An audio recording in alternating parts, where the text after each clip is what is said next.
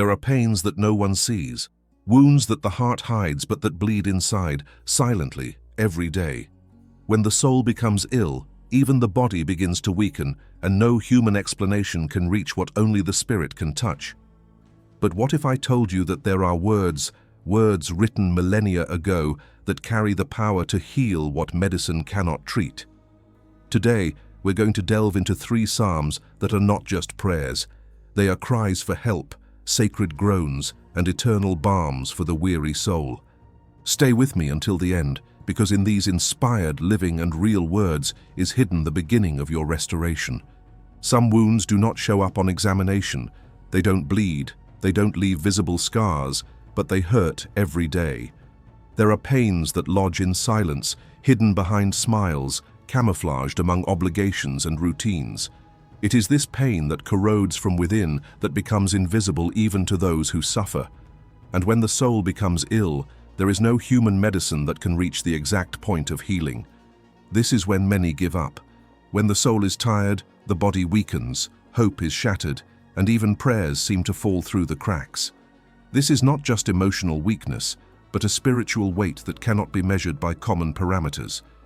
There are times when people look inside themselves and no longer recognize who they are.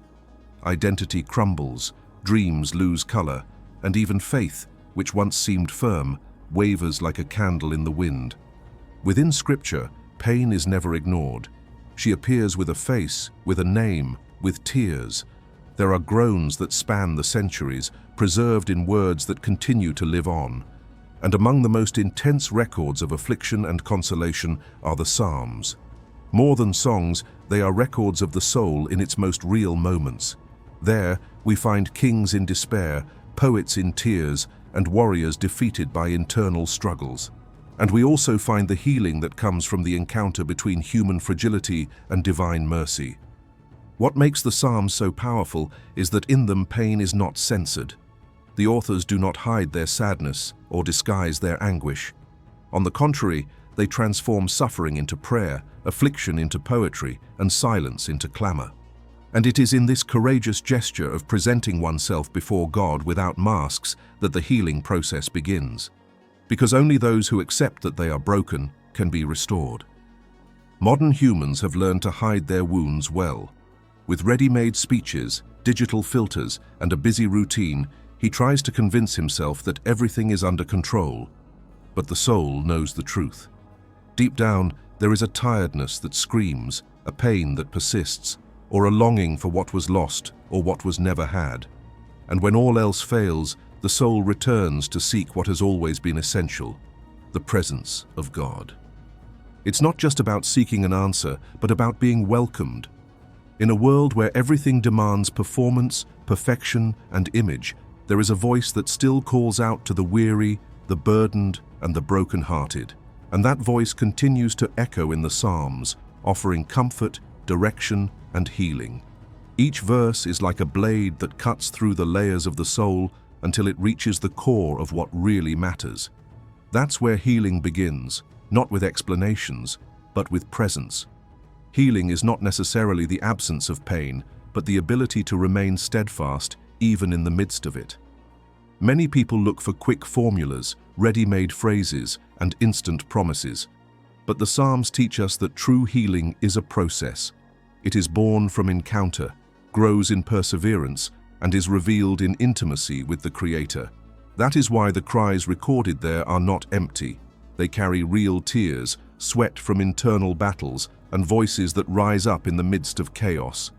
There are times when the greatest miracle is not being healed, but continuing to wait even without signs. The psalmist does not give up praying even when everything around him seems to contradict the promise. He continues writing, singing, and crying out because he knows that God's faithfulness does not depend on the present moment, but on the eternity of His character. And it is this kind of faith that sustains those who seek healing. A faith that does not ignore pain, but also does not submit to it. Among the sacred words written over generations, there is a wisdom that heals without anesthesia. It confronts, corrects, and at the same time welcomes. Because true comfort is not the kind that just says it will pass, but the kind that sits with the pain and stays there until it begins to subside. And for those who no longer know what to pray for, the Psalms offer language. They lend words to those who have lost their own. They translate what the heart feels when the mind cannot organize it. They transform tears into supplication, worries into hope, and weariness into trust. The sacred text is not a manual of quick answers, but a place where the soul can rest. Healing is often silent. It begins behind the scenes of the soul, where no one sees, where only God touches. It is like a root that begins to sprout in soil cracked by the dryness of time. At first, it is not noticeable, but as the soul surrenders, the process advances, slowly, without fanfare, but deeply. At this point in the journey, what matters most is not how long the pain has lasted, but whether there is still room for hope. Because as long as there is a shred of faith, there will be a path to start over. And the Psalms show us this, that even when everything seems to fall apart, there is a place where the soul can be restored. Not by merit, not by strength, but by grace. A grace that heals, renews, and sustains. Among the cries recorded in the Psalms, there is one that stands out for the intensity of its pain. He does not try to hide weakness or romanticize suffering. He reveals a heart that has reached its limit, where even the body becomes the stage for the anguish of the soul. Psalm 38 is a raw portrait of a man in pieces. The language is almost physical. There is mention of wounds, fever, restless bones, and a troubled heart. It is as if the internal pain overflows and becomes visible. David writes as if he is sinking, not only in sadness, but in a weight that suffocates all areas of life. This psalm is not a quiet prayer. It is a cry, an almost desperate plea for help. And at the same time, it is profoundly honest. The author acknowledges his faults, his guilt, and his limitations. He does not try to negotiate with God, he does not defend himself, and he does not point fingers. He simply presents himself as he is, broken. There is something profoundly sacred in this sincerity, because before God, transparency makes room for miracles. It is not perfection that attracts the divine presence, but truth, and David is whole in his pain, but also whole in his confession. In describing his affliction, he mentions that there is no sound part in his flesh. What is at stake is not only his physical health, but the integrity of his being as a whole. Body, mind, and spirit become ill together. Sin is not approached as an isolated moral failure, but as something that weighs, that hurts, that consumes him from within. The pain he feels is not only a consequence of the error, but also of the distance between him and God. And it is precisely this distance that corrodes him. He knows that he needs to be restored, not just forgiven. This awareness is rare. In times when pain is often outsourced or ignored, seeing someone take spiritual responsibility for their condition is disconcerting. But that is the power of Psalm 38. It does not limit itself to asking for relief. It calls for reconciliation, because it understands that true healing does not lie in the cessation of pain, but in reuniting with God. When this reunion happens, the soul may continue to face external battles, but it is no longer alone. David's words also speak of abandonment. Friends and relatives have turned away. Those who should have offered comfort have left him alone. It is a pain that is intensified precisely by the lack of support. And perhaps this is one of the most difficult aspects of illness: isolation. When one is weak, it is natural to seek shelter. But when that shelter is not forthcoming, despair gains strength. What David does, however, is to convert this loneliness into prayer. Instead of keeping quiet, he writes. Instead of closing himself off, he exposes himself. And in this act, pain ceases to be a prison and becomes a path. Throughout the psalm, he alternates between confession and supplication. There is no self-pity, but there is no coldness either. The tone is human. It is the kind of prayer that does not seek to impress, but only to reach. He knows that his strength is limited. He recognizes that his eyes no longer shine, that his heart is weak. But even so, he affirms that his hope is in God. This affirmation, placed in the midst of chaos, is a ray of light. Because true hope does not need immediate proof to exist. It is born of trust, even when circumstances do not change. David asks God not to abandon him, not to turn away. This plea is the heart of the entire psalm. Deep down, what he fears most is not the pain itself, but the divine absence. This reveals something profound about what healing really is. More than the resolution of symptoms, it is the restoration of presence. When God is near, even pain finds meaning. When he answers, even the previous silence takes on purpose. David's prayer, then, is not for anesthesia, it is for reconnection, and that changes everything.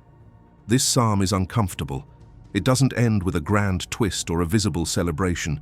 It ends with a humble request. Don't leave me. Don't be away. Help me. These words resonate in the souls of all who have walked through dark valleys. Because in the end, the greatest need of a human being in pain is not explanations, but companionship. And that is what he seeks. The beauty of Psalm 38 lies precisely in this point. It teaches that we can pray even when we have no strength, even when we are guilty, even when we are alone. It shows that God does not reject those who come forward in truth. Even without guarantees of an immediate answer, even without visible promises, sincere prayer is heard. And this certainty, even silent, already begins to heal. While the body still feels the weight, while the soul still bleeds, something new begins to form. A more honest faith, a deeper dependence, a truer intimacy.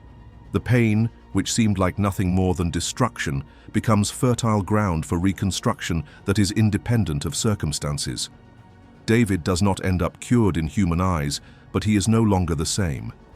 Confession turned his pain into a cry and his cry into hope. And where there is hope, there is life. Even if fragile, even if in pieces, but alive. In the midst of the longest nights of the soul, there are prayers that do not end in words. They drag on in silence, dissolve in tears, and are sustained only by the memory of who God is. And there are times when that memory is all that remains. When the body no longer responds, when the mind tires of trying to understand, and the heart wavers between faith and fear, only spiritual memory remains. That voice that once calmed the storm, that touch that once restored hope, that name that even in silence still brings healing. Psalm 30 does not begin with despair, but the pain is there, present in every line that celebrates restoration. There is no denial of suffering, but rather an acknowledgement that it no longer has the final word. David declares that God has delivered him from death, which has transformed his lamentation into dance. But behind these words of joy is the clear reminder that he was on the brink of the end. And this is not a metaphor. The pain was real, the threat was concrete, and the feeling of abandonment was intense. And for this, the gratitude is also profound. It is not only praise for having overcome, but for not having been destroyed. This psalm has the tone of someone who has gone through something that changed everything. There is a difference between someone who speaks about pain and someone who speaks from pain. David writes as someone who has been resurrected, not only healed in body, but restored in soul. The phrase that echoes like a cry of relief is clear. You turned my mourning into joy. This change is not just emotional, it is existential. Because when God intervenes, he not only alleviates pain, he redefines the meaning of pain. Suffering ceases to be an end in itself and becomes a meeting point with mercy. At the heart of this psalm is the affirmation that God's favor lasts a lifetime, even if weeping lasts for a night. This distinction is essential, because pain may seem eternal when you're in it, but it is finite. Mercy, on the other hand, knows no end. There is a powerful truth hidden in this image. The night of suffering is real, but it passes. What remains is God's character. His faithfulness does not waver with circumstances, and that is what sustains the psalmist, and it sustains all who still wait for healing. David acknowledges that in good times he believed he was secure in himself. He declares that in his prosperity he thought he would never be shaken. This is an important confession, because often, when everything is going well, it is easy to forget the source of everything. The illusion of control subtly sets in, and when pain arrives, it unmasks this illusion.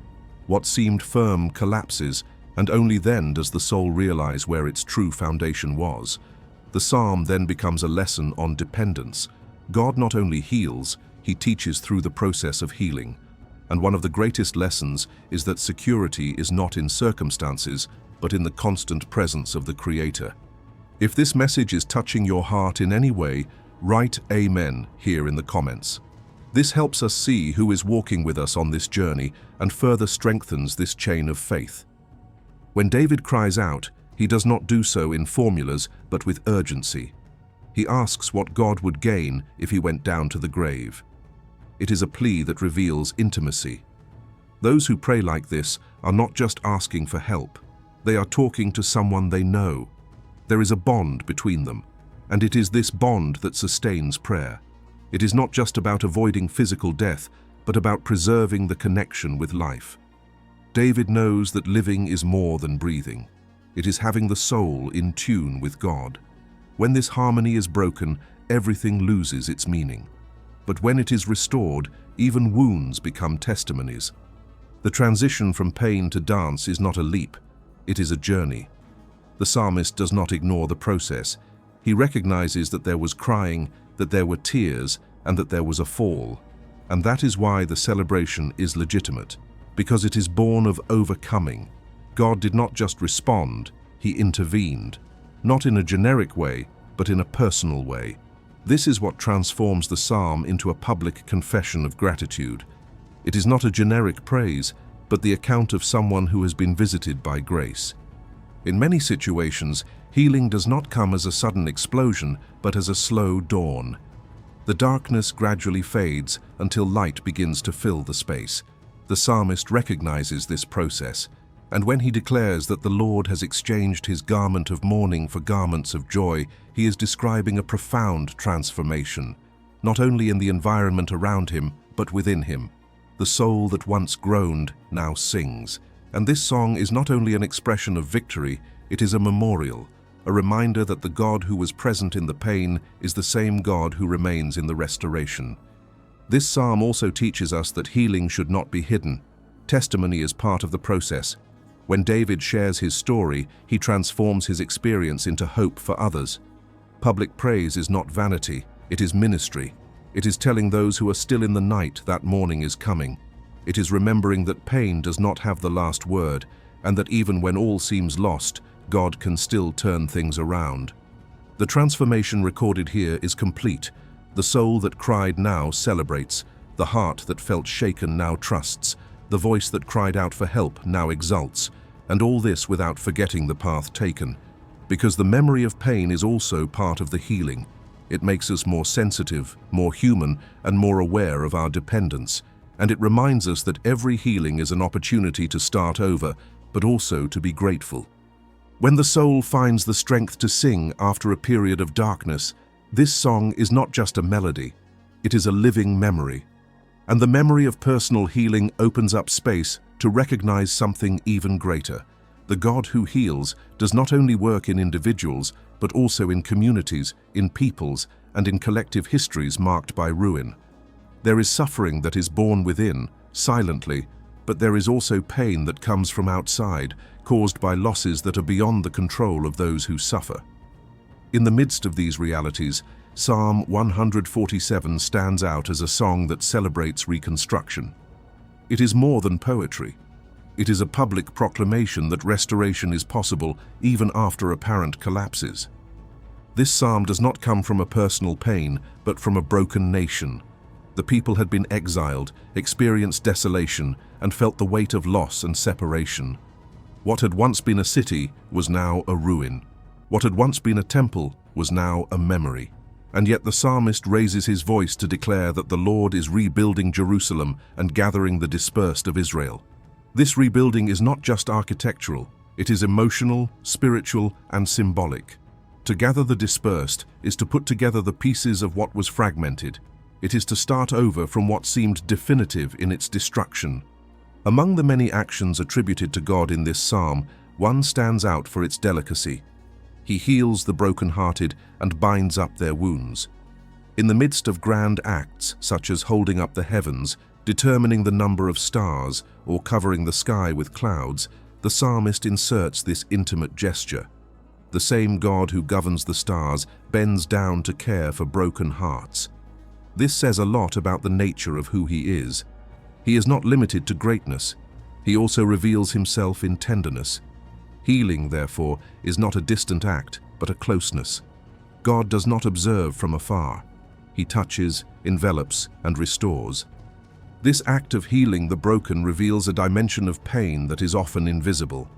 A broken heart doesn't show up on X-rays, but it can paralyze your entire life. The psalm recognizes this suffering as something worthy of divine attention, and it goes further. God not only recognizes, he acts. He binds up the wounds. This involves ongoing care. Tying up a wound is a gesture that requires time, attention, and closeness. The image is of a God who bends down, who cares about details, who deals not only with the cause, but also with the consequences of pain. The psalmist is not just talking about comfort, but about transformation. Because healing is more than just relieving, it is allowing something to come back to life, even after it has been torn apart. And this is only possible because God's actions are not limited to human logic. He exalts the humble, sustains the oppressed, and provides food for the ravens. His logic is redemptive. Where the world sees an end, he sees possibility. Where the world sees failure, he plants hope.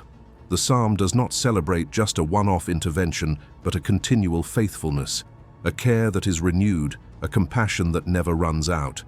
There is a marked difference between empty praise and praise born of scars. This psalm is filled with statements of praise that spring from the memory of restoration. The city was rebuilt, the people were reunited, and hearts were touched. Each verse is a response to divine action. And this answer is not just religious, it is existential. People do not praise out of obligation, but because they have been touched, healed, or rescued. Worship, in this context, is a reflection of the healing received. Music becomes a living memory of what God has done. The choice of words in this psalm reveals a theology of reconstruction. God does not erase the past, but redeems it. He does not pretend that the pain did not exist, but transforms the pain into testimony. By gathering the exiles, he not only returns them to their place of origin, but also reconstitutes them as a people, as an identity, and as a history. This is healing. It is not returning to what was before, but becoming something new from what was broken. This is why the Psalms of Restoration are so powerful. They do not ignore the breakdown, they acknowledge it and transcend it. The psalm also mentions that God takes pleasure in those who fear him, in those who hope in his mercy. This statement deconstructs any idea of merit. What attracts God's heart is not performance, but the willingness to trust. To wait on his mercy is to admit that you have no control, that you have no strength, that you depend on him. And this recognition is profoundly liberating, because it takes away the weight of effort and places hope where it belongs, in the grace that heals, that welcomes, that sustains. Even when speaking of God's greatness, the psalmist maintains his focus on caring for the little ones. He is not impressed by the strength of the horse or the legs of the man. He does not seek power in human terms. He celebrates caring for the weak. Rebuilding does not happen with weapons or strategies, but with mercy. The city is rebuilt when the heart is restored. The healing of the people begins with the healing of the soul. And it is this restored soul that now sings, because there are things that only pain reveals, and there are songs that only come out of tears. This psalm broadens our vision of what it means to be healed. It goes beyond immediate relief. It points to a new way of living, a life that acknowledges fragility, that values the presence of God, that transforms wounds into sources of worship. Because every mark left by pain is also proof of the faithfulness of the one who supported us during the process. And when we sing from these marks, the praise gains depth. It is no longer superficial, it is not memorized, it is lived. Life after pain is not a return to square one, but a journey that transforms. Those who have been healed carry with them not only the memory of suffering, but also the awareness of a presence that sustained them even in the most silent moments. And this presence not only comforts, it shapes. Throughout the Psalms, this transformation is constant. It is not an isolated event, but a continuous journey of surrender, dependence, and trust.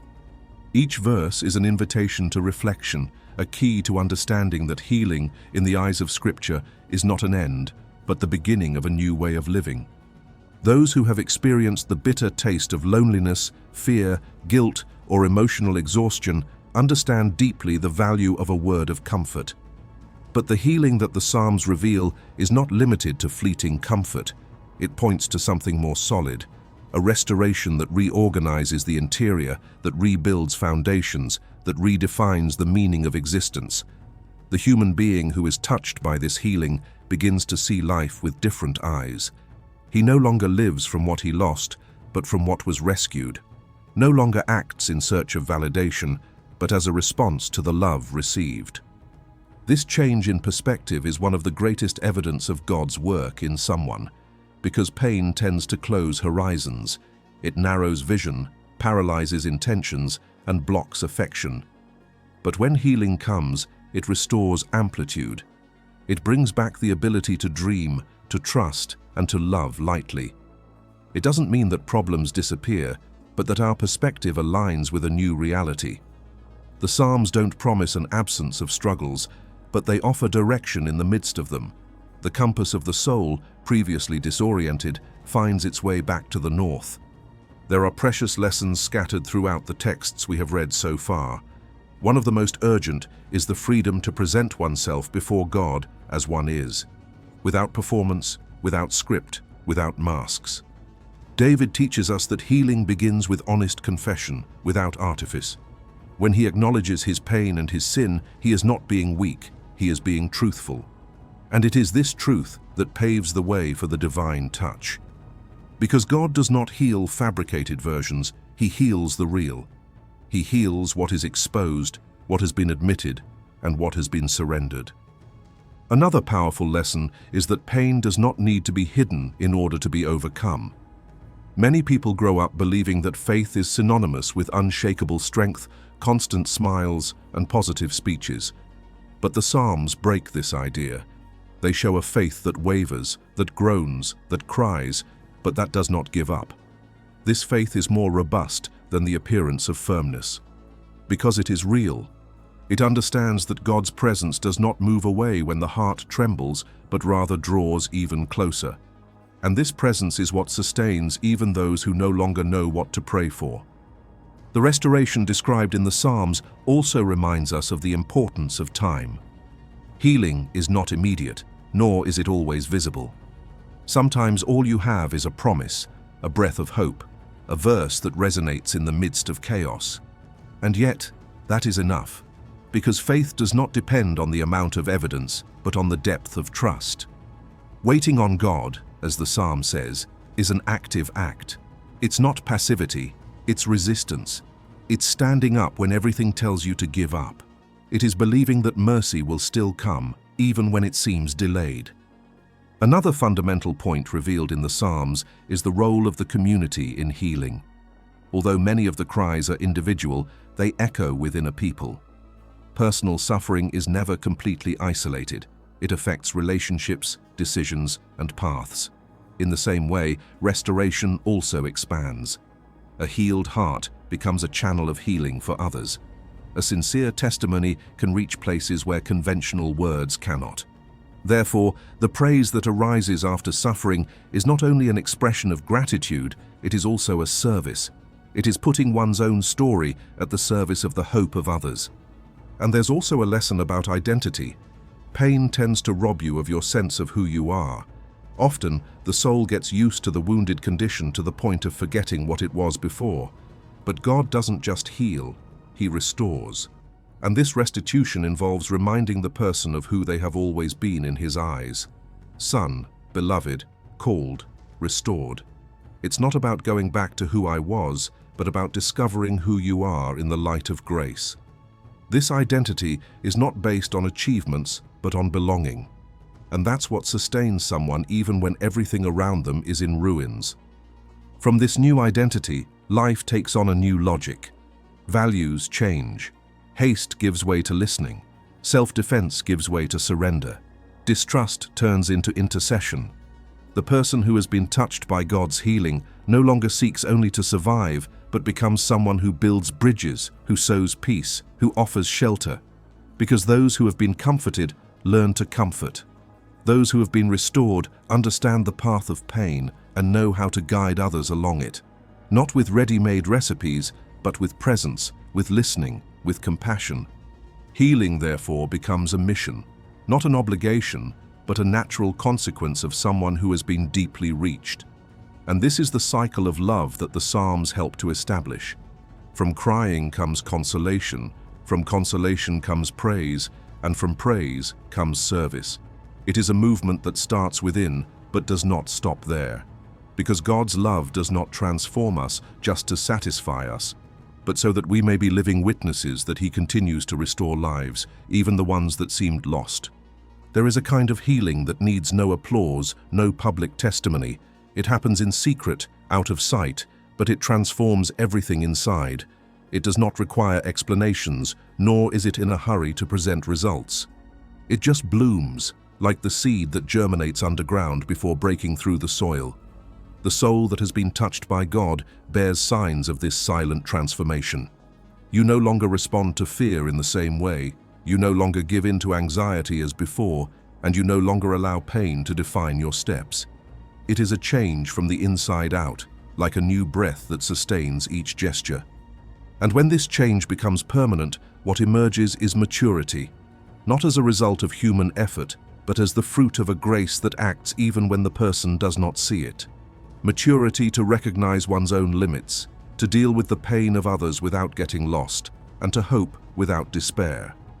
This spiritual maturity is not synonymous with ready-made answers, but with firm trust. It is not about explaining God's ways, but about continuing to walk in them, even when they seem hidden.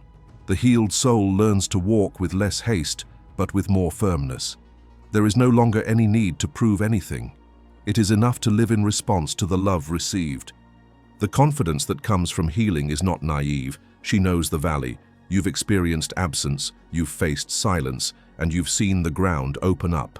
But still you believe, not because everything worked out, but because God's character remained faithful in every detail. The soul that has gone through pain and found solace knows that it can continue, even without visible guarantees, because what sustains it are no longer circumstances, but a presence that has never failed. And this presence is more than enough. That is why the Psalms were not written as poetry for good times. They are tools for spiritual survival. They teach us to pray when words fail us. They teach us to hope when everything tells us to give up.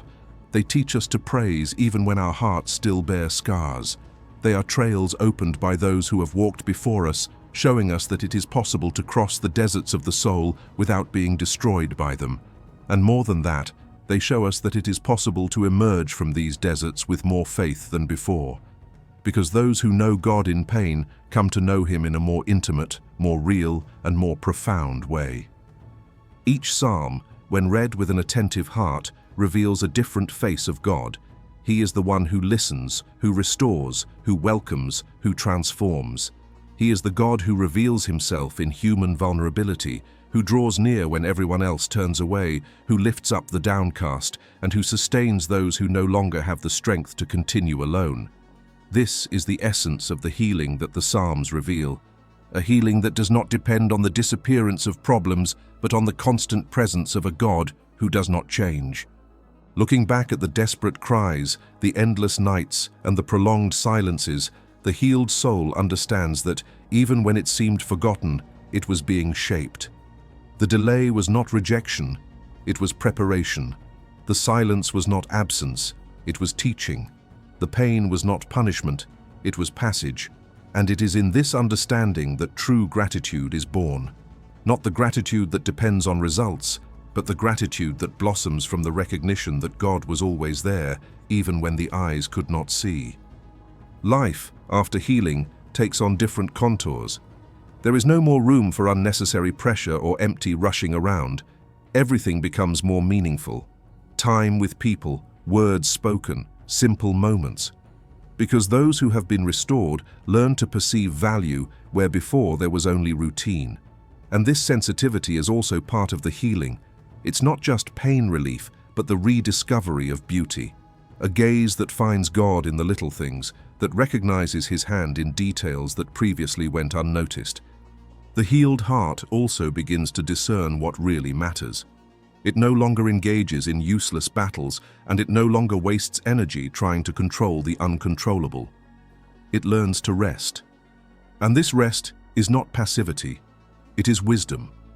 Knowing when to act and when to wait, when to speak and when to be silent, when to insist and when to let go. This wisdom is a gift, but it is also the fruit of the journey. Because pain teaches, and God's presence during pain transforms this learning into maturity. Each scar begins to tell a story, not of defeat, but of grace. Finally, the healed soul becomes a welcoming space for others. He no longer judges easily, nor imposes demands on those who suffer. On the contrary, it offers presence. Reach out your hand, it's close by. Because he understands that not all pain needs to be explained, and that sometimes the best answer is to just stay close. This compassion is the fruit of someone who has been truly reached, because only those who have been deeply loved are capable of loving deeply, and it is this love that becomes a visible sign of the healing received. The path to healing is not linear. There are ups and downs. There are days when everything seems to be back to square one. But now, there is a foundation, a solid ground on which to rest. This foundation is not the absence of pain, but the certainty that God is walking with us, that He still heals broken hearts, still collects tears, still hears silent prayers said in the darkness of a room. And as long as this certainty remains, the soul can breathe. It can move on. It can live. The journey does not end with healing. It simply takes on new meaning. The restored heart lives not in the past, but in present grace. And present grace is sufficient for each day, for each step, for each new beginning. If you enjoyed the content and want to support our work so that we can continue to bring you more in-depth research and analysis, please consider making a donation of any amount. This contribution directly helps in the growth of the channel and in the production of even richer materials. Thank you very much for your support.